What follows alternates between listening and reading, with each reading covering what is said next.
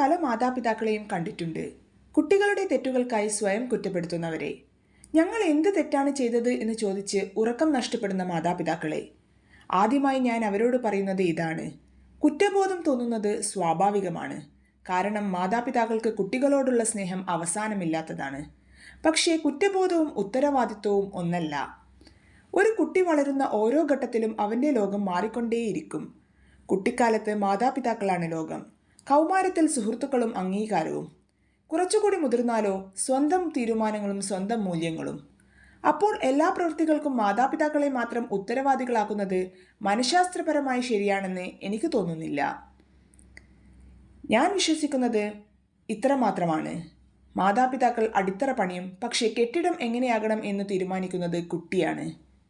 മൂല്യങ്ങൾ പഠിപ്പിക്കാം, വഴി കാണിക്കാം, പക്ഷേ ജീവിത തീരുമാനങ്ങൾ നിയന്ത്രിക്കാൻ ഒരു മാതാപിതാവിനും കഴിയുമെന്ന് എനിക്ക് തോന്നുന്നില്ല. സമൂഹത്തോടും ഒരു കാര്യം എനിക്ക് പറയാനുണ്ട്. കുട്ടി തെറ്റ് ചെയ്താൽ ഉടനെ മാതാപിതാക്കളെ കുറ്റപ്പെടുത്തുന്നത് അവരെ കൂടുതൽ തകർക്കാൻ മാത്രമേ സഹായിക്കുകയുള്ളൂ. അതിനു പകരം നിങ്ങൾക്കവരെ എങ്ങനെ സഹായിക്കാൻ കഴിയും എന്ന് നിങ്ങൾ സ്വയം ചോദിച്ചാൽ ചിലപ്പോൾ ഒരു കുടുംബം രക്ഷപ്പെട്ടെന്ന് വരും. മാതാപിതാക്കൾ ഒരിക്കലും പൂർണ്ണരല്ല, കുട്ടികളും പൂർണ്ണരല്ല. കുറ്റപ്പെടുത്താനല്ല, ബോധവൽക്കരണവും ഉത്തരവാദിത്വവുമാണ് അതിനുള്ള ചികിത്സ. അവിടെയാണ് വളർച്ച ആരംഭിക്കുന്നത്.